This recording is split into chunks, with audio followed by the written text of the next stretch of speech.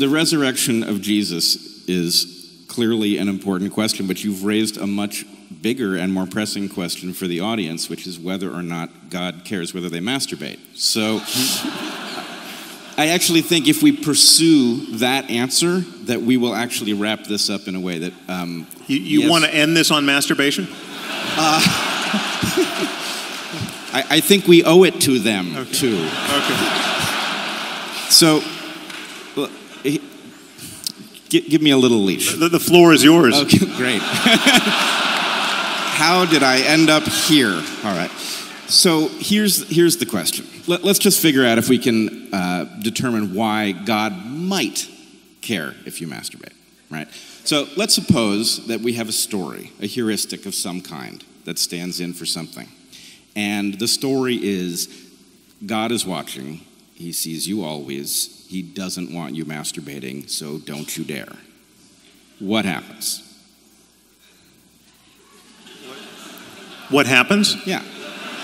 Well, it's a rather ineffectual idea. Yeah.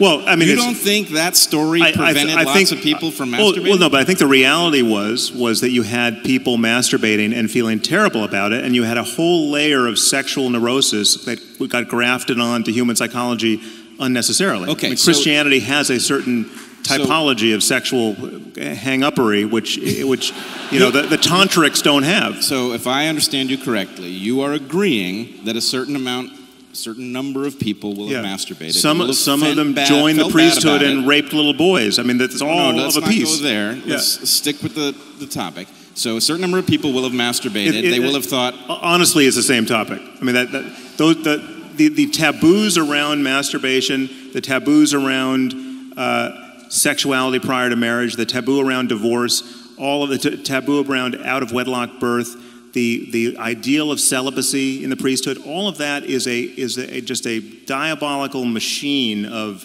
needless sexual conflict and misery. Hold on. But yes, okay. You have to take diabolical out of there. How's the whole flood of pornography thing working out for you? I will grant you that there is some interpretation that takes supernatural principles and magic and otherworldliness out of the equation here that gets you some wisdom in the heuristic. Yes, if you're masturbating all the time, you're not satisfying your monogamous relationship with your wife or husband. We don't even need to go there. You're not procreating, and we want children. Let's just agree that a certain amount of masturbation was prevented by that story, which made people fear the consequence of them engaging in it, which would result in, I'm pretty sure, less masturbation, which means that in seeking a release, which we are physiologically programmed to seek, one might end up looking in a more urgent fashion for a mate. Right. So are we going to enforce monogamy? Is that no. So look, I'm trying to take you somewhere. I think there is a way that we can rescue some important part of what both of you are saying that can now be reconciled, and then there's a bitter pill for each of you.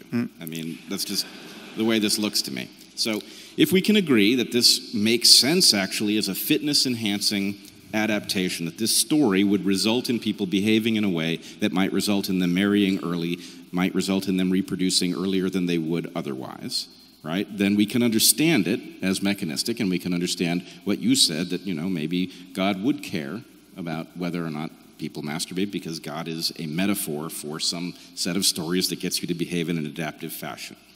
But the point for you then would be that Sam is arguing, with reason, we can decide whether or not to employ this story at this moment, whether it's a good idea for us to urgently reproduce as quickly as possible, which, for example, increases the size of the population of the planet, whereas delaying reproduction keeps the rate of population growth down and might be a better choice for a moment in history when we have 7.5 billion people on the planet. So, in some sense, what I think I see is the religious story itself makes some kind of sense if you adhere to it in a manner that you are obligated and have no tools with which to question it. Then you will miss the fact that at this moment you might want to throw that story out. But the problem is it doesn't make sense, and this is a problem with these heuristics in general.